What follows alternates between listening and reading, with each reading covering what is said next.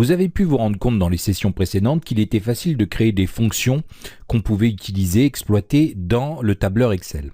Mais qu'en est-il pour l'inverse? Imaginons que je veux utiliser dans mon classeur, dans mon code VBA, une fonction d'Excel qui est intégrée, qui est la somme automatique. Imaginons ici que j'ajoute 1, je vais mettre 4 dans cette cellule et 5 ici. Imaginons que dans cette cellule ci-dessous, je veux créer une somme automatique. Donc évidemment, pour ceux qui utilisent les fonctions, vous allez aller dans Formule et vous avez ici la somme automatique. Alors, ce que je vais faire somme automatique et là on peut voir que ça me prend automatiquement la somme des cellules E1 à E4 incluses et ce qui me donne 10 en résultat.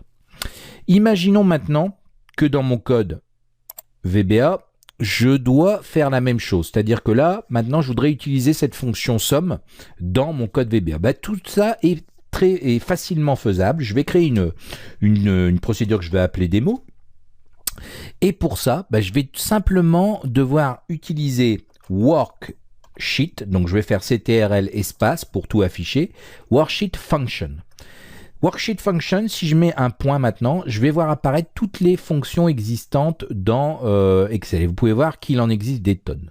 Alors la somme se traduit par sum. Donc j'ai ici sum. Je vais prendre ça, j'ouvre la parenthèse et là je peux mettre mes arguments. Alors mes arguments, ça va être comme tout à l'heure, je vais prendre 1, 4, 5. Ce qui fait que je vais faire une somme de ces nombres.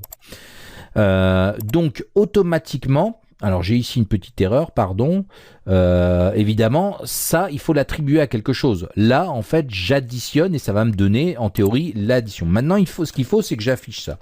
Donc, je vais faire une boîte message tout simplement devant. Et bien là, si j'additionne 1, 4 et 5, évidemment, on va tester ça tout de suite, mais j'ai bien un résultat de 10, comme on pouvait le voir sur ma feuille ici.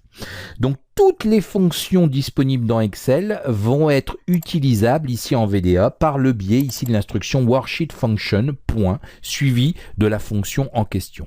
Voilà. Donc ça, c'est important aussi de le savoir parce que ça peut vous simplifier pas mal de calculs.